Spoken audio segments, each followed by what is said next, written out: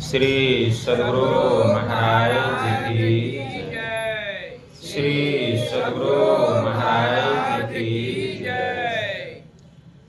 अखंडमंडलाकारं व्याप्तं येन चराचरं तत्पदं दर्शितं येन तस्मै श्री गुरुवे नमः। गुरु बिनु ज्ञान न उपजे, गुरु बिनु मिले न भेव, गुरु बिनु संशय न मिटे। जय जय जय गुरुदेव, जय जय जय गुरुदेव। श्री सद्गुरु महाराज की जय। अव्यक्त रूप में परमाराध्य संत सद्गुरु महाराज के पावन कमल चरणों में बारंबार नमन। आदरणीय सत्संग प्रेमी गुरुजनों, भक्तिमती माताओं एवं धर्मशिला बहनों, आप लोगों को सर्वविदित हो चुका है कि यह संतमत सत्संग का आयोजन परलोकवासी प्रीतम जी की दादी माता की पुण्यतिथि के उपलक्ष्य में घर परिवार के समस्त लोगों ने मिलजुल कर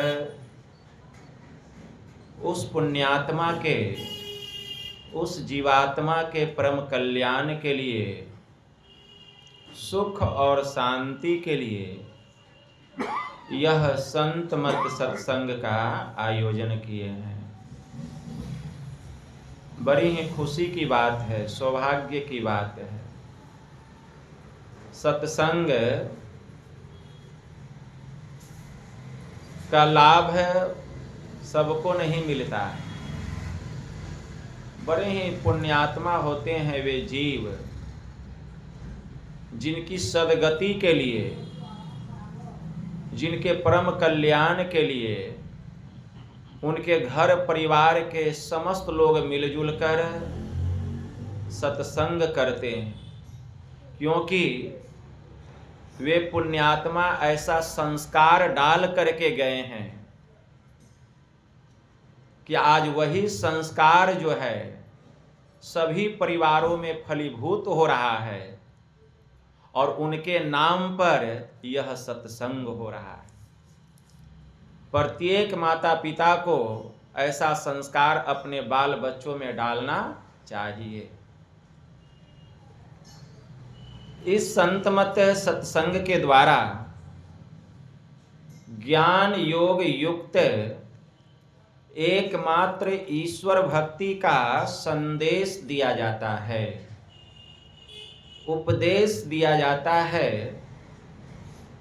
प्रत्येक प्राणी मात्र को बोध कराया जाता है कि ज्ञान क्या है, योग क्या है, भक्ति क्या है, जीव क्या है, माया क्या है, ब्रह्म क्या है। इन सभी रहस्यमयी बातों का ज्ञान सत्संग के माध्यम से यह जो जीव अबोध बना हुआ है, सत्संग सुनते सुनते एक दिन वह सुबोध और परम ज्ञानी हो जाता है। वास्तव में मुक्ति की प्राप्ति सबको नहीं प्राप्त होती है और मुक्ति किसी को मरने के बाद नहीं मिलती है। संत पलटू साहब की वाणी में आया, मुक्ति मुक्ति सब कोई कहे, मुक्ति न चिन्हे कोय। संत पलटू साहब कहते हैं कि वास्तव में मुक्ति है क्या।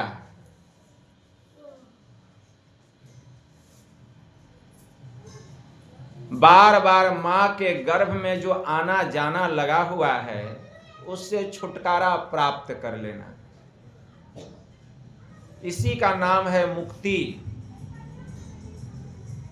जन्म मरण के चक्र से छूट जाना, इसी का नाम है मुक्ति। और इसके लिए एक ही उपाय है और कोई दूसरा उपाय नहीं है। हमारे परमाराध्य कहने की कृपा किए, आवागमन सम दुख दूजा, है नहीं जग में कोई, इसके निवारण के लिए प्रभु भक्ति करनी चाहिए। इसके लिए एक ही उपाय है, ईश्वर की भक्ति। ईश्वर की भक्ति के सामने मुक्ति जो है वह तुच्छ है, कुछ भी नहीं है। संत पलटू साहब कहते हैं कि वास्तव में अगर हमें मुक्ति को प्राप्त करना है तो यह मुक्ति क्या है? संतों की चेरी है। मुक्ति है संतन की चेरी, रिद्धि सिद्धि पर थूके स्वर्ग की आसन हेरी, तीर्थ करही न वर्त न कछु मन में इच्छा, पुण्य तेज प्रताप संत को लागे अनिच्छा, न चाहे बैकुंठ न अवागमन निमारा, सात सर्ग अपवर्ग तुच्छ समता ही विचारा, पलटू चाहे हरि भक्ति ऐसा मता हमार, असंत न चाहे मुक्ति को नहीं पदारथ चार। मुक्ति संतों की चेरी है, दासी है, भक्ति कीजिए। भक्ति का परम फल मुक्ति है, लेकिन वह कौन सी मुक्ति? उस मुक्ति का नाम है केवल्य मुक्ति। चार प्रकार की मुक्ति भगवान श्री राम हनुमान जी से कहते हैं मुक्ति को उपनिषद में कि हे हनुमान, चार प्रकार की मुक्ति मेरी उपासना से होती है, लेकिन एक मुक्ति है जिसका नाम है केवल्य मुक्ति। वह मेरी उपासना से नहीं, पहले उसका वर्णन होता है, पहले उसका वर्णन होता है और उसके बाद गुरु के शरण में जाकर उससे ब्रह्म ज्ञान लेना पड़ता है। फिर अभ्यास करते करते जो सभी आवरणों को पार कर जाता है, तब उसे केवल्य मुक्ति की प्राप्ति होती है। तब जीव बंधन से छूटकर वह मेरे समान हो जाता है। वह चार प्रकार की मुक्ति क्या है? पहला है सालोक्य मुक्ति, दूसरा है सारूप्य मुक्ति, तीसरा है सामीप्य मुक्ति और चौथा है सायुज्य मुक्ति। यह चार प्रकार की मुक्ति मेरी उपासना से होती है। सालोक्य मुक्ति मतलब भक्त जिस इष्ट की उपासना करता है, उपासना करते करते उस लोक को प्राप्त कर लेना, वह है सालोक्य मुक्ति।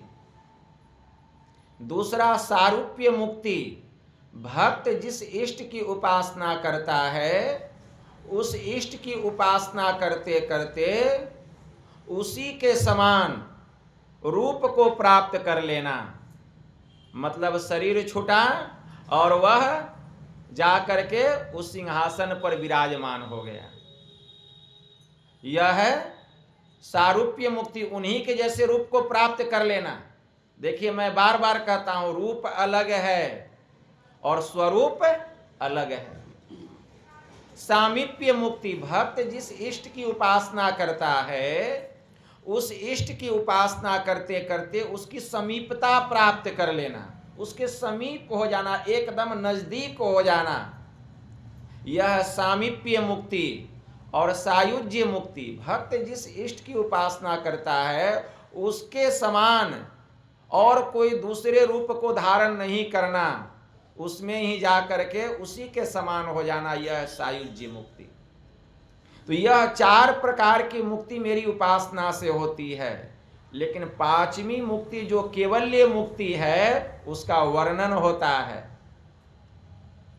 इसीलिए उपनिषद में मंत्र आया है, यह चेदी दथ सत्यम अस्ति न चेदी हा वेदिन महति विनिष्टिह भूतेषु भूतेषु विचित्य धीरा प्रत्यास्माद लोकाद मृता भवन्ति। अगर इस जन्म में ब्रह्म को जान लिया तब तो बहुत अच्छा। याद रखिएगा, पाठ में आया जान लिया, पहचान लिया नहीं। क्या आया? इस जन्म में अगर ब्रह्म को जान लिया, पहचान लिया नहीं, जान लिया तो बहुत अच्छा। और अगर उसे नहीं जान पाया तब तो बहुत भारी हानि है। बुद्धिमान लोग सर्वत्र प्राणियों में उसे उपलब्ध करके इस लोक से जाकर सदा के लिए अमर हो जाते हैं। तो इस जन्म में अगर ब्रह्म को जान लिया तो ब्रह्म का ज्ञान कहाँ होगा? ज्ञान 2 तरह से होता है मुख्य रूप से। एक होता है जानकर और दूसरा होता है पहचान कर।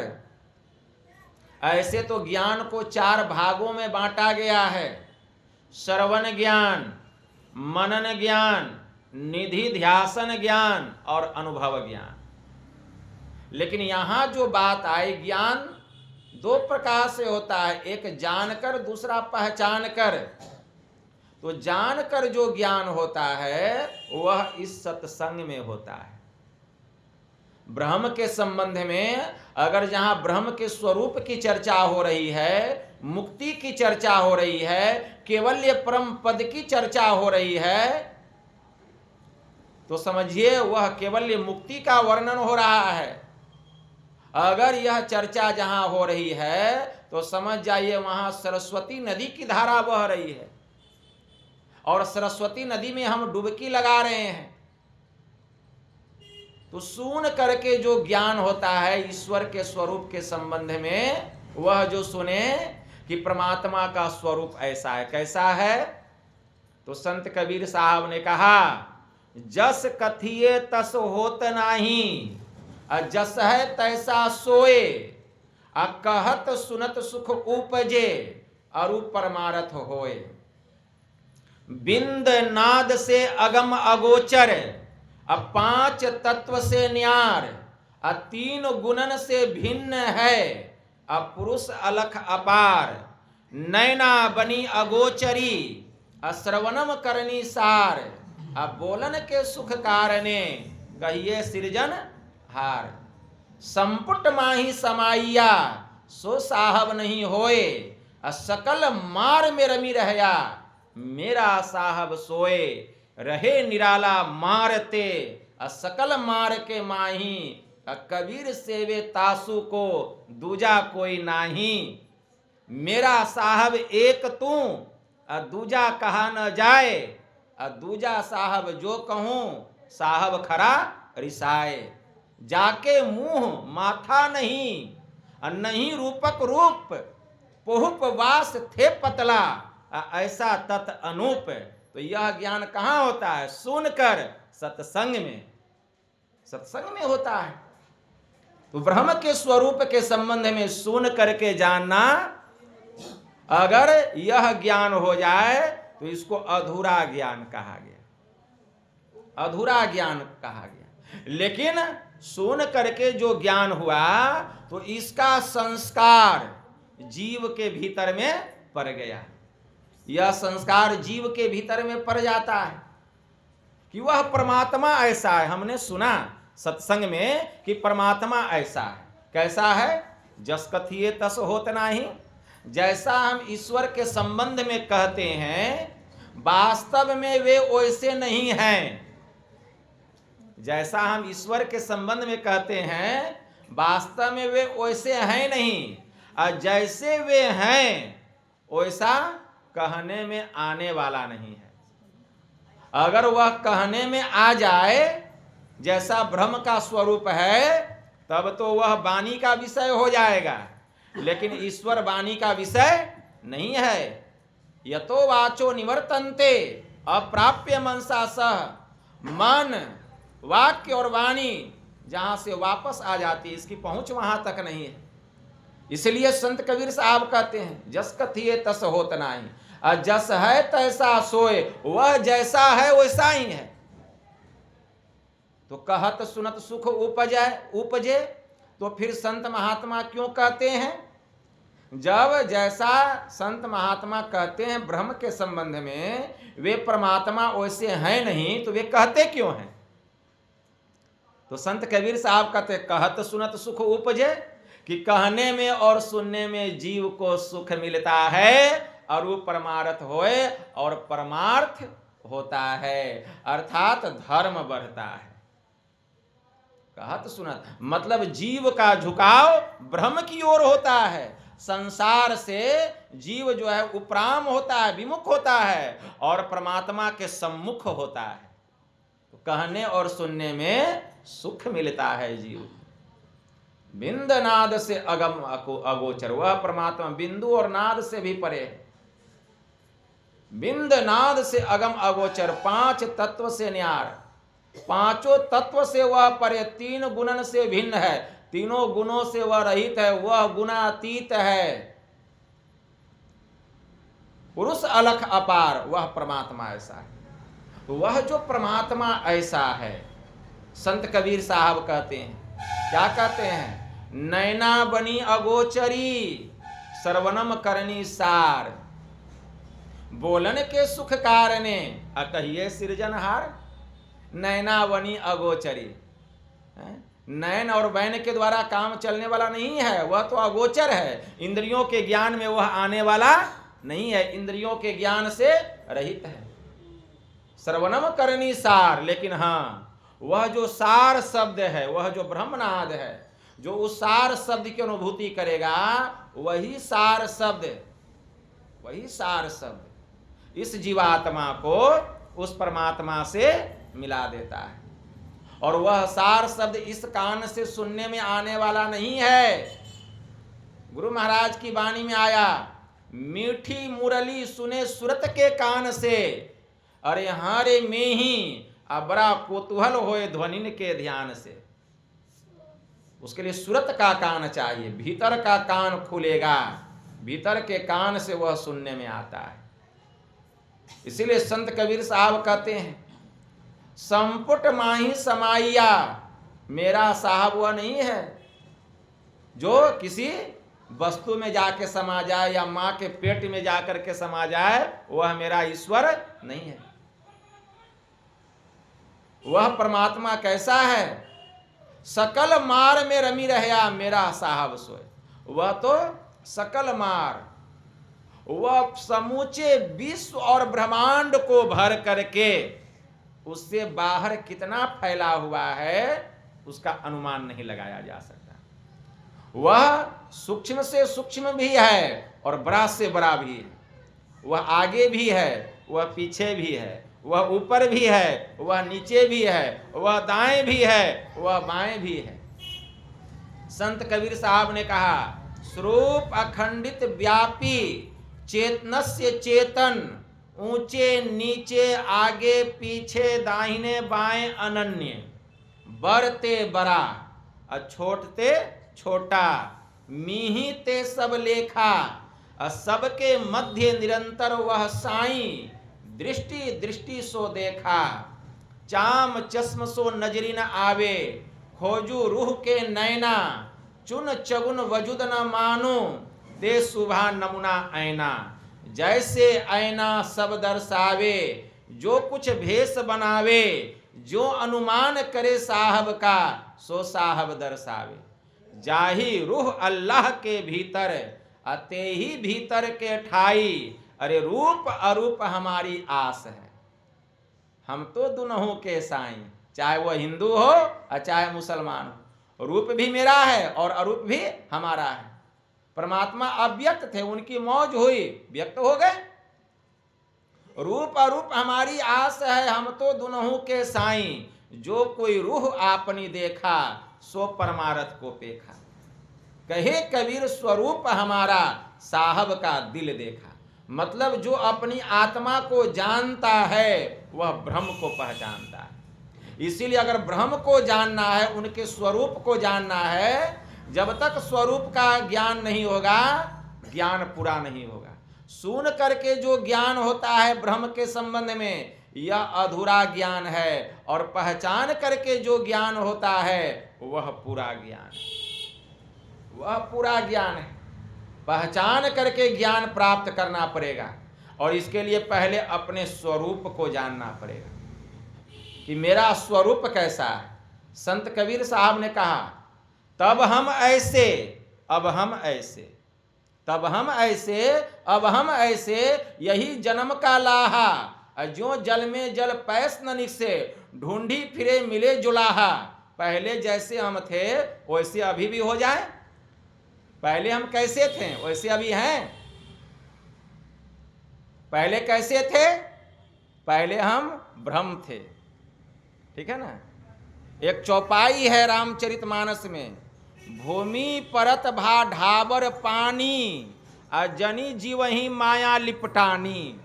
मतलब इसी से समझिए, संत कबीर साहब ने कहा तब हम ऐसे अब हम ऐसे, यही जन्म का लाहा, जो जल में जल पैस न निकसे, ढूंढी फिरे मिले जुलाहा। मतलब पहले जैसे थे अभी वैसे हैं? अभी वैसे नहीं हैं, अभी वैसे नहीं है। पहले निर्गुण निराकार स्वरूप थे हम। जैसे भूमि परत भा ढाबर पानी, जनी जीवही माया लिपटानी। जैसे पहले पानी जो था कहाँ था? बादल में था। आकाश में बादल है ना, पहले बादल में जब पानी था तो कितना स्वच्छ था, कितना साफ था, कितना कंचन था। आकाश में था बादल बन करके, एकदम साफ एकदम स्वच्छ जल। लेकिन वही बादल से वर्षा की बूंद के रूप में वह पानी धरती पर गिरा, मिट्टी का संग किया, वह पानी क्या हो गया? मटमैला हो गया, मटमैला हो गया। तो पहले जैसा था वैसा अभी है? पहले स्वच्छ था, कंचन था, पवित्र था जब आकाश में था। लेकिन जैसे ही मिट्टी का संग किया पानी कैसा हो गया? मटमैला हो गया। तो भूमि परत भा ढावर पानी, जनी जीव वही माया लिपटानी। उसी प्रकार जब यह जीव ब्रह्म के पास में था, परमात्मा के संग में था, पवित्र था, निष्पाप था, निष्कलंक था, साफ था, निर्मल था, निराकार था, निर्मोहा था, नित्य निरंजन सुख संदोहा था। निर्मल निराकार निर्मोहा, नित्य निरंजन सुख संदोहा। लेकिन जैसे ही वह परमात्मा से अलग हुआ, आवरण पड़ा जीव पर माया का, मानो मटमैला हो गया। तो तब हम ऐसे अब हम ऐसे, यही जन्म काला, यही जन्म और मृत्यु का कारण बना, यही जन्म का कारण बना। इसलिए भगवान शिव जी ने ब्रह्मा जी से कहा, देहावसान सम्य चिते यद्य दीव भावेत तत्देव भवे जीव इत एव जन्म कारणम। देह परित्याग के समय चित्त में जैसी जैसी भावनाएं जीव करता है, यही जन्म का कारण है। क्यों? माया का आवरण जीव के ऊपर में पड़ा, इतना माया में लिपट गया कि दिन रात माया का चिंतन, क्या खाना है, क्या पीना है, क्या पहनना है, कहाँ जाना है, किससे मिलना है, किससे जुलना है, कहाँ घर बनाना है, कहाँ मकान बनाना है, कहाँ जगह लेना है, कहाँ जमीन लेना है, कितना पैसा बैंक में जमा करना है, कितना निकालना है, किस बच्चे को कहाँ पढ़ाना है, ये सब क्या है? आवरण पढ़ते पढ़ते पढ़ते पढ़ते इतना माया में डूब गया जीव कि अपने स्वरूप को भूल गया कि मेरा स्वरूप कैसा है। अब बस जब अंत समय आया, जीव का अंत समय आया, तो चिंतन किसका होगा? जीवन भर जिस काम में अपने चित्त को लगाया, ओह यह काम हम नहीं कर पाए, अधूरा छूट गया, उसी चिंतन में शरीर छूट गया, जन्म का कारण बना। संत कबीर साहब ने कहा, वास सुरति ले आवई, शब्द सुरति ले जाई, परिचय श्रुति है स्थिरे, सो गुरुदेव बताई। वासना जो है मतलब इच्छा चाहना, जीव को पुनः संसार में खींच करके लाता है, ठीक है ना। लेकिन इस संसार में रहते रहते जो जीव जग गया, माया से रहित तो हो गया, वासना जिसकी मर गई, इच्छा जिसकी जल गई, जीवन काल में जिसकी सूरत उस शब्द में लग गई, उस ब्रह्मनाद में लग गई, फिर वह इस संसार में आने वाला नहीं है। वह इस संसार में आने वाला नहीं है। वह सुरति ले आवई, शब्द सुरति ले जाई, परिचय श्रुति है स्थिर सो गुरुदई बताई। वह फिर इस संसार में आने वाला नहीं है। यही तो जन्म का कारण है, यही मृत्यु का कारण है। वासना, चाहना, इच्छा, आसक्ति, यह आसक्ति समाप्त कैसे होगा? इसी जीवन में, जो जीवन काल में भक्ति करते करते अपने को जगा लेगा। इसीलिए मानस में गोस्वामी जी ने लिखा, क्या लिखा? मोह निशा सब सो अनिहारा, देखिए स्वप्न अनेक प्रकारा, यही जग जामिनी जागही जोगी, परमारथी प्रपंच वियोगी, जानिए तब ही जीव जब जागा, जब सब विषय विलास विरागा। पढ़िए रामचरितमानस। अज्ञानता रूपी रात्रि में सब जीव सोया हुआ है, सब जीव स्वप्न देख रहा है। हम लाखपति हैं तो करोड़पति बन जाए, कोई करोड़पति है तो अरबपति खरबपति बन जाए, एक मकान है 2 मकान हो जाए, एक बेटा है 1 बेटी हो जाए, 2 बेटा है 1 बेटा और हो जाए, 1 लाख है 1 लाख और हो जाए। हैं क्या? मोह निशा सब सोवनिहारा, देखिए स्वप्न अनेक प्रकारा, और नाना प्रकार के स्वप्न देख रहे हैं, नाना प्रकार। देखिए स्वप्न अनेक प्रकारा, यही जग जामिनी जागही जोगी। लेकिन कोई जोगी, कोई बिरले होते हैं जो गुरु से ज्ञान लेकर के संयम धर्म का पालन करते हुए योग करते करते, मतलब भक्ति करते करते जग जाते हैं। वो भी तो इसी संसार में रहते हैं ना, लेकिन योग करते हैं, संयम में रह करके, अपने को अलग रख करके योग करते करते वे इस जीव को जगा लेते हैं। यही जग जामिनी जागही जोगी। इसी संसार में योग करते करते कोई जोगी जग जाता है। जब जगा तब जोगी, और जब तक जगा नहीं तो जोगी कहाँ? वह जोगी है जो जग गया, वही जोगी है, ठीक है ना। यही जग जामिनी जागही जोगी, परमार्थी प्रपंच वियोगी। वे परमार्थी होते हैं, प्रपंचों के त्यागी होते हैं, छल कपट से वे रहित तो होते हैं। गोस्वामी जी लिखते हैं मानस में, जानिए तब ही जीव जब जागा। जीव को जगना कब कहा गया? जब सब विषय विलास विरागा। जानिए तब ही जीव जब जागा, और जब सब विषय विलास विरागा। जीव को जगना कब कहा गया? जब सभी प्रकार के विषयों से मन में वैराग्य हो गया। और सभी प्रकार के विषयों से वैराग्य कब होगा? जबकि यह जीव जगेगा। और जब तक जीव जगेगा नहीं, कोई कितना कसम खा ले कि हमको विषय से वैराग्य हो गया, मानने योग्य नहीं है, मानने योग्य नहीं है, हो नहीं सकता है। जिस दिन यह जीव जगेगा, सभी प्रकार के विषयों से मन में प्रबल वैराग्य होगा, प्रबल वैराग्य। तो जरूरत है अपने को जगाने की, अपने को जगाने की। मैत्रेयोपनिषद में बड़ा अच्छा मंत्र आया है, बहुत अच्छा मंत्र आया है। क्या मंत्र आया है? कर्म त्यागा नन संन्यासो न प्रेक्षोचारणेन्तु संधो जीवात्मोरेक्यम संन्यास परिकीर्तितः। कि कर्म का त्याग संन्यास त्याग नहीं कहलाता है, कि हम कर्म को त्याग कर दिए तो हम सन्यासी बन गए, नहीं। और न ही सन्यासी के दीक्षा मंत्र से कोई सन्यासी होता है।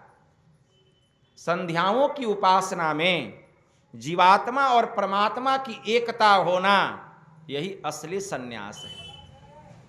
बमनाहार बधस्य भाति सर्वेश नादिषु तस्याधिकार सन्यासः त्यक्त देहाभिमानिनः। जो सभी प्रकार की कामनाओं को बमन के समान त्याग करता है, जिसने कि इस देहाभिमान का भी परित्याग कर दिया है, उसी का सन्यास पर अधिकार है। यदा मनसि वैराग्यम जातम सर्वेषु वस्तुषु तदेव सन्न्यसे विद्वान्यथा पतितो भवेत। सभी प्रकार के विषयों से मन में जब भी वैराग्य उत्पन्न हो जाए, तब ही विद्वान को सन्यास धारण करना चाहिए।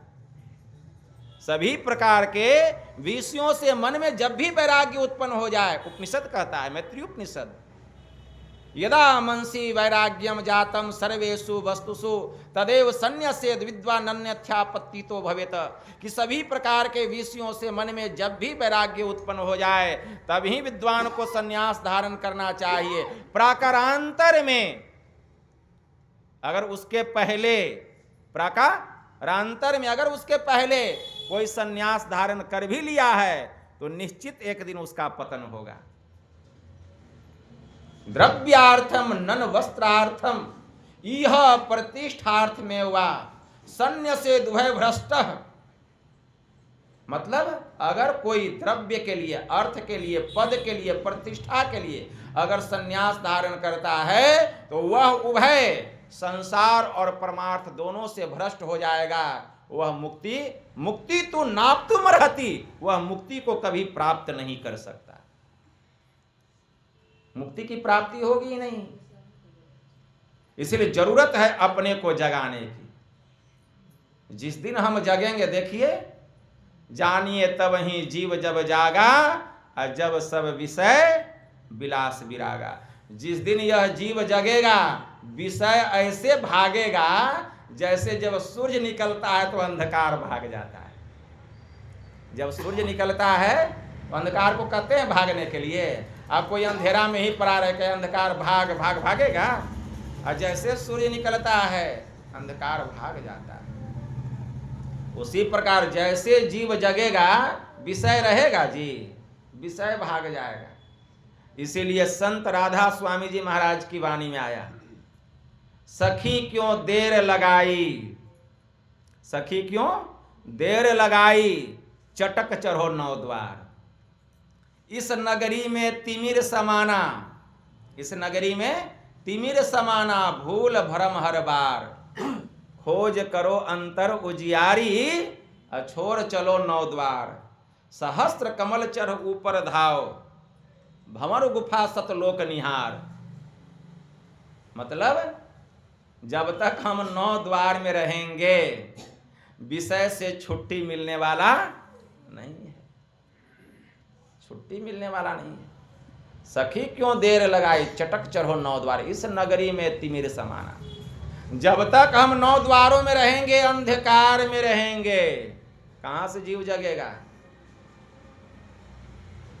नौ द्वार, दो आंख का, दो कान का, दो नाक का, एक मुंह का, एक मल मूत्र विसर्जन करने का, यही नौ द्वार है।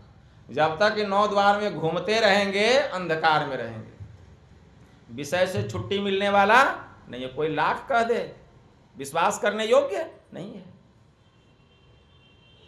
मैत्रेय उपनिषद में एक मंत्र आया है, बड़ा अच्छा मंत्र है। मैत्रेय उपनिषद कहता है,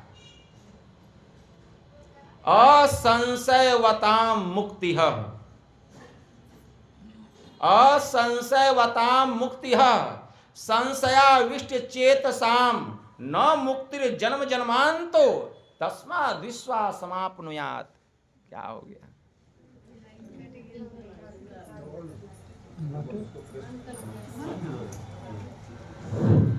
असंशय वाले को ही मुक्ति मिलती है। असंशयवताम मुक्ति है, असंशय वाले को ही मुक्ति मिलती है। संशय वाले को तो कई जन्मों में भी मुक्ति की प्राप्ति नहीं होती। जो संशय करता है उसको कितना जन्म लेना पड़ता है, और कितना जन्म ले ले तो भी उसको मुक्ति मिलने वाली नहीं है। असंशयवताम मुक्ति संशयाविष्ट चेतसाम न मुक्तिर जन्म जन्मांतो तस्माद् विश्वासमाप्नुयात्। इसीलिए विश्वास प्राप्त करना चाहिए, विश्वास प्राप्त करना चाहिए। विश्वास है, जब तक विश्वास ही नहीं होगा भक्ति कहां से होगी? विश्वास प्राप्त करना चाहिए।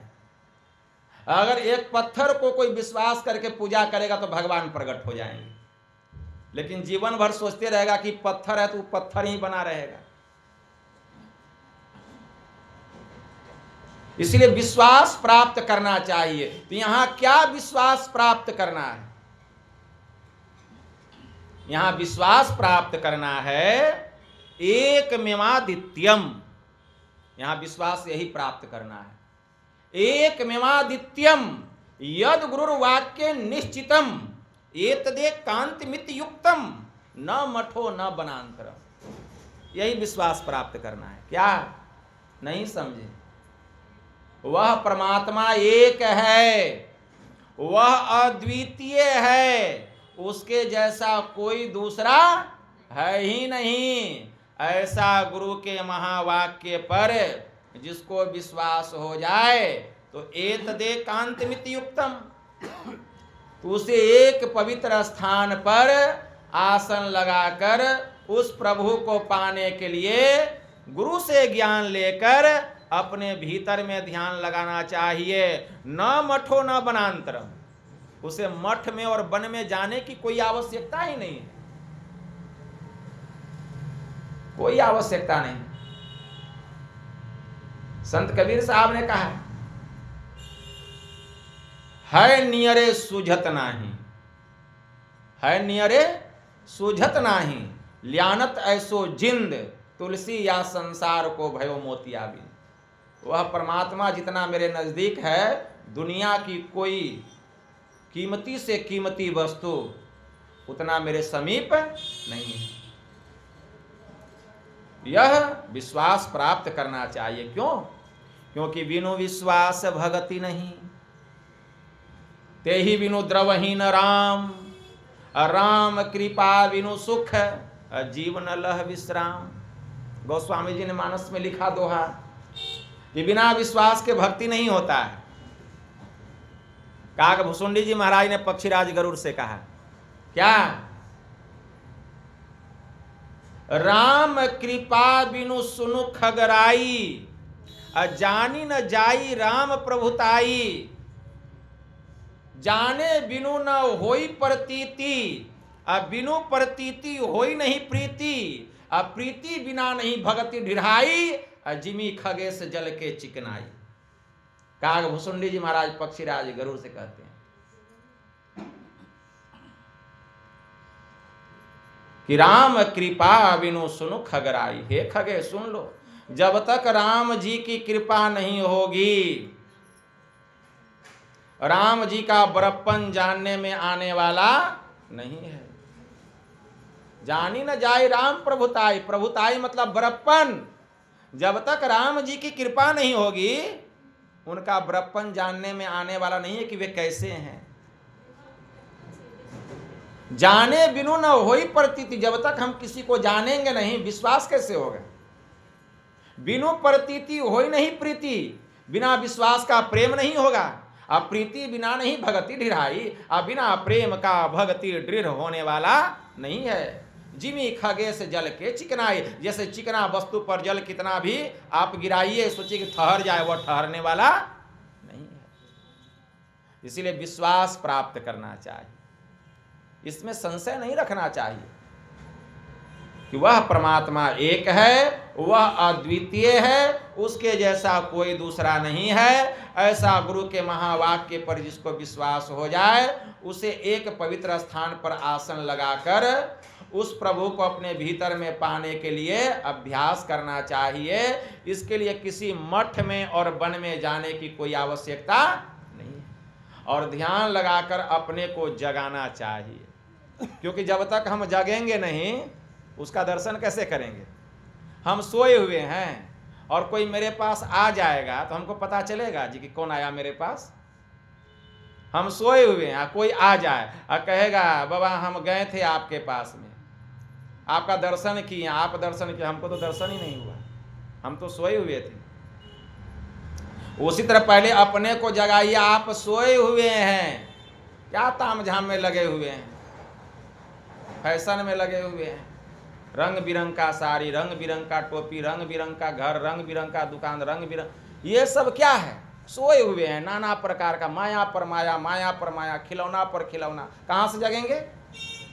अपने को जगाने के लिए 3 अवस्थाओं को त्याग करके चौथी अवस्था में जाना पड़ेगा, तब यह जीव जगेगा। 13सी 3 अवस्था तजहि भजहि भगवंत, मन कर्म वचन अगोचर व्यापक व्याप्य अनंत। मतलब 3 अवस्थाओं को पार करो और चौथी अवस्था में जाओ। जागृत, स्वप्न और सुषुप्ति, ये 3 अवस्थाओं में जब तक तुम रहोगे सोए हुए रहोगे, सोए हुए रहोगे, कभी अपना ज्ञान नहीं होगा। परमात्मा की पहचान तो बहुत दूर की बात है।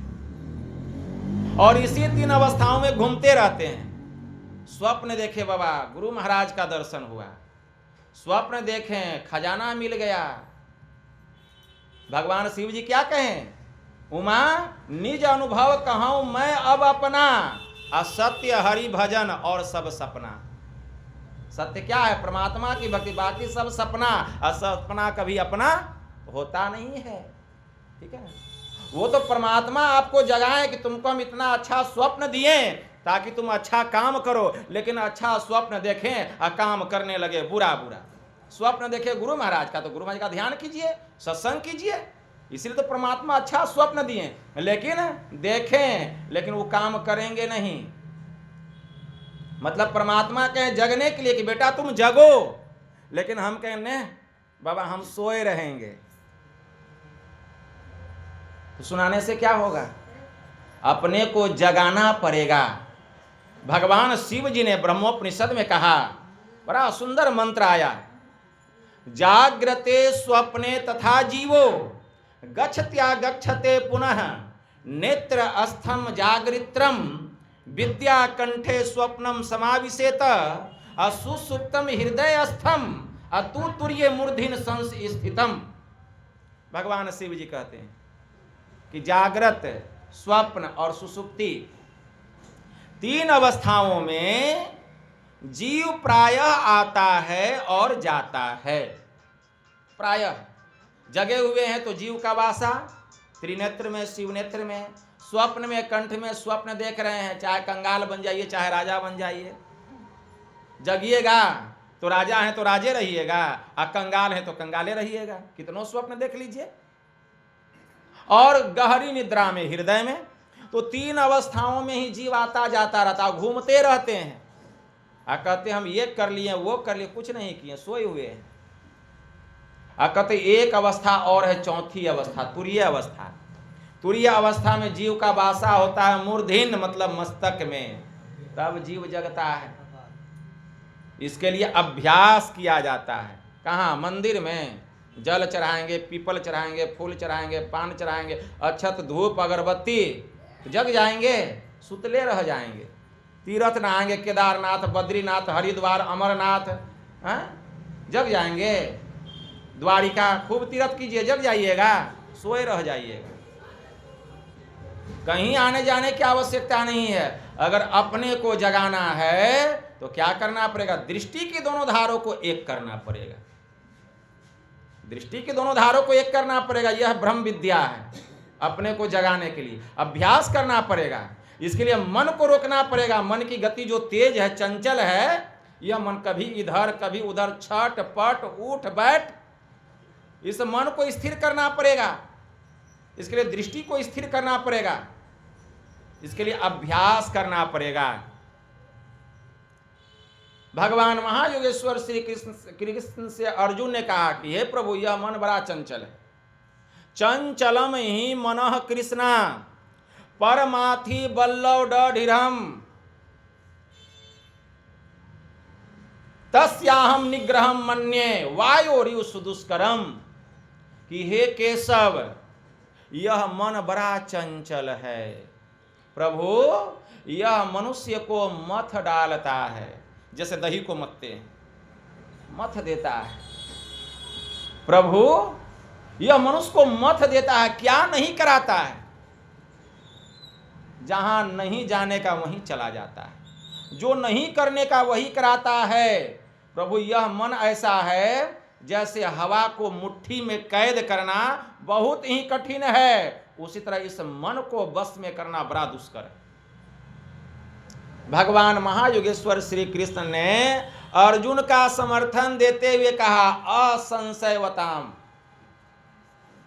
भगवान महायोगेश्वर श्री कृष्ण कहते हैं, यह कुंती पुत्र अर्जुन, इसमें संशय नहीं है, यह मन बड़ा चंचल है, बड़ा चंचल है। एक क्षण में यह कहां से कहां चला जाए, क्या से क्या करा दे, कहां नहीं जा सकता है। संशयाविष्ट चेतसाम, यह मन जो है इतना चंचल है, इतना चंचल है कि क्या से क्या करा दे, कहा नहीं जा सकता। असंशयम महाबाहो मनो दुर्निग्रहम चलम अभ्यासेन तु कौन्तेय वैराग्येन च गृह्यते। भगवान ने कहा, लेकिन हे कुंती पुत्र, अभ्यास और वैराग्य से यह मन बस में हो जाता है।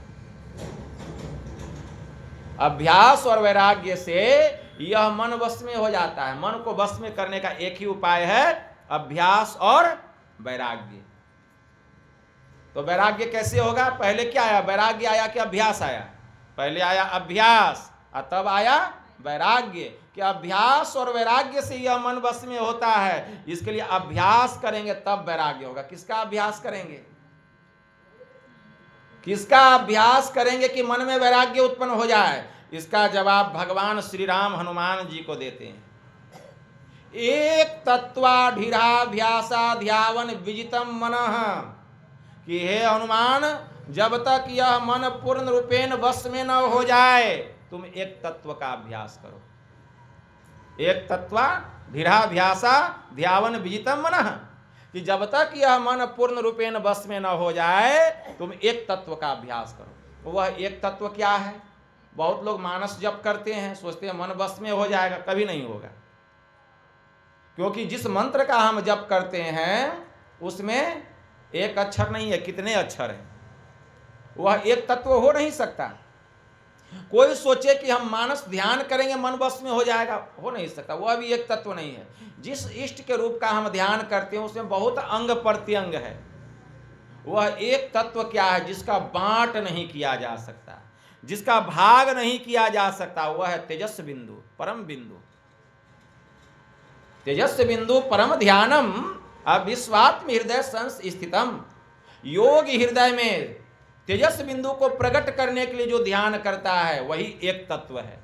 उसका अभ्यास करना पड़ेगा, मन को वहां लगाना पड़ेगा, मन को वहां स्थिर करना पड़ेगा। इसके लिए दृष्टि की दोनों धारों को एक करना पड़ेगा। जब योगिक क्रिया से दृष्टि की दोनों धार एक होगी तो वहां एक चिन्ह प्रकट होगा, वहां एक चिन्ह प्रकट होगा। हमारी जो दृष्टि की धार है यह प्रकाशमयी है, इतना बारीक है, इतना बारीक है, इतना बारीक है कि हम आंख को देख लेते हैं, लेकिन आंख से निकलने वाली जो दृष्टि है, कोई देखते हैं क्या? कोई बता सकते हैं दृष्टि कैसी है?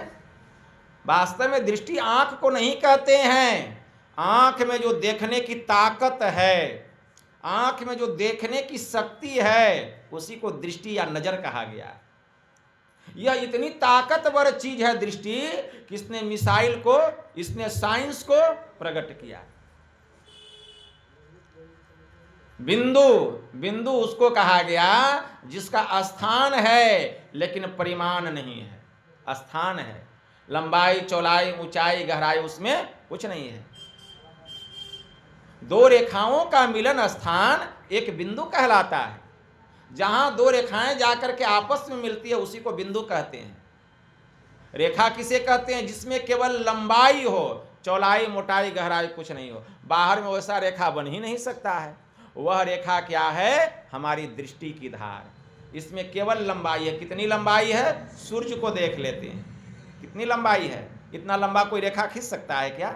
चंद्रमा को देख लेते हैं कितनी लंबाई है, सितारों को देख लेते हैं दृष्टि में कितनी लंबाई है।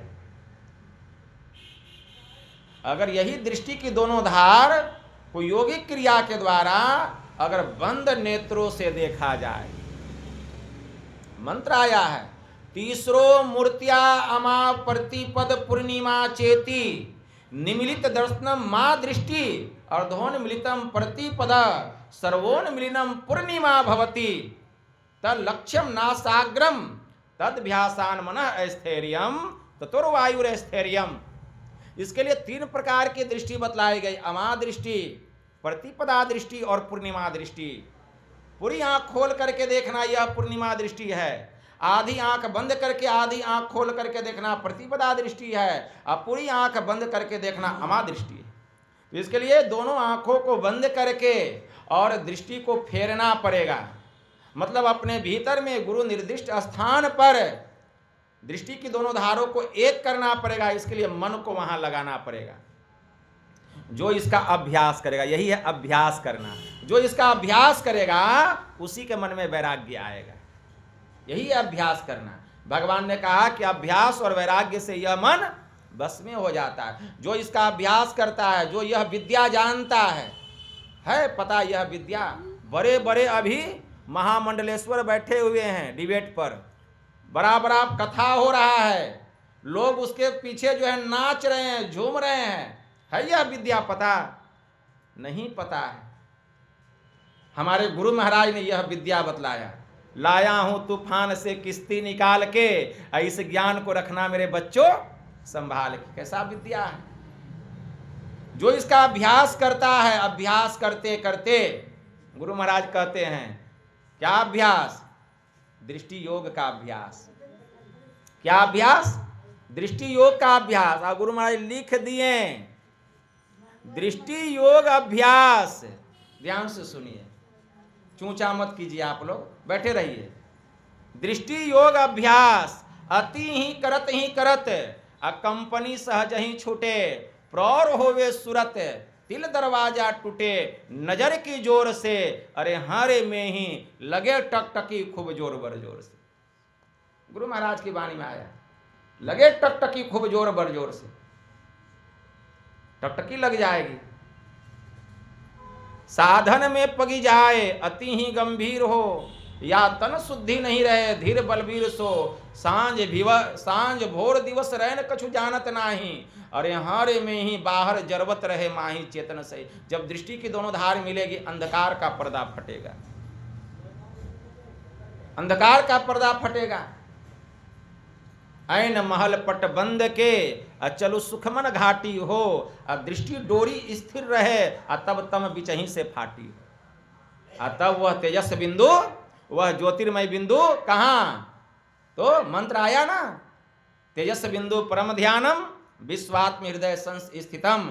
वह तेजस बिंदु कहाँ प्रकट होगा? आपके योग हृदय में प्रकट होगा।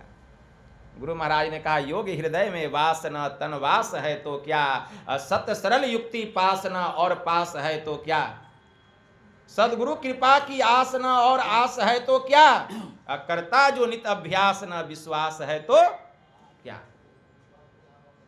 तब वह ज्योतिर्मय बिंदु प्रकट होगा, मोक्ष का द्वार खुलेगा, रास्ता खुलेगा। कहाँ? केदारनाथ में कि काशी में खुला कि बद्रीनाथ में कि हिमालय पर्वत पर खुला? आपके भीतर में खुला मोक्ष का द्वार, रास्ता आपके भीतर में खुला। कैसा विद्या है? वास्तविक ज्ञान है। द्वार खुल गया और उस द्वार में सूरत प्रवेश कर गई, सूरत प्रवेश कर गई। मतलब यह जीव जग गया, अब जगा। जीव जो है अब जगा। अब जगा तो क्या हुआ? सब विषय छोड़ के भाग गया। काहे रहेगा विषय?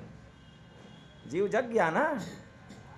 संत कबीर साहब ने कहा मेरी सूरत सुहागनी जागरी, क्या तू सोवत उठी के भजनिया में लागरी, चित्त से शब्द सुनो श्रवण दे उठत मधुर धुन रागरी। क्या? तो दौकर